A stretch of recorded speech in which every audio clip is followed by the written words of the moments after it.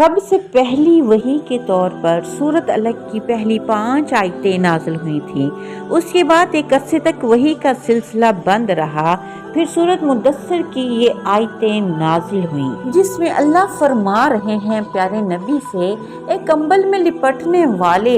اٹھو پھر خبردار کرو۔ یعنی اللہ تعالیٰ پیارے نبی کو حکم دے رہے ہیں کہ اپنی قوم کو اللہ کے عذاب اور پہلی قوموں کے انجام سے ڈرائیں اور اپنے رب کی بڑائی بیان کریں اور اپنے کپڑوں کو پاک رکھو، یعنی اپنے آپ کو نافرمانی، دھوکہ اور فریب سے پاک رکھو اور ناپاکی سے دور رہو، اور احسان نہ کرو کہ تم زیادہ حاصل کرو، یعنی کسی کو اس نیت سے کوئی ہدیہ تحفہ دینا کہ جواب میں وہ اس سے زیادہ دے، اس آیت کی روح سے منع ہے۔ اور اپنے رب کے لیے صبر کرو، پس جب سور میں پھونک مار دی جائے گی، یعنی حضرت اسرافیل منہ میں سور لیے اللہ کے حکم کے انتظار میں ہیں کہ کب اللہ کا حکم آئے اور سور میں پھونک مار دی جائے، تو وہ دن بڑا ہی مشکل دن ہوگا، کافروں پر آسان نہ ہوگا۔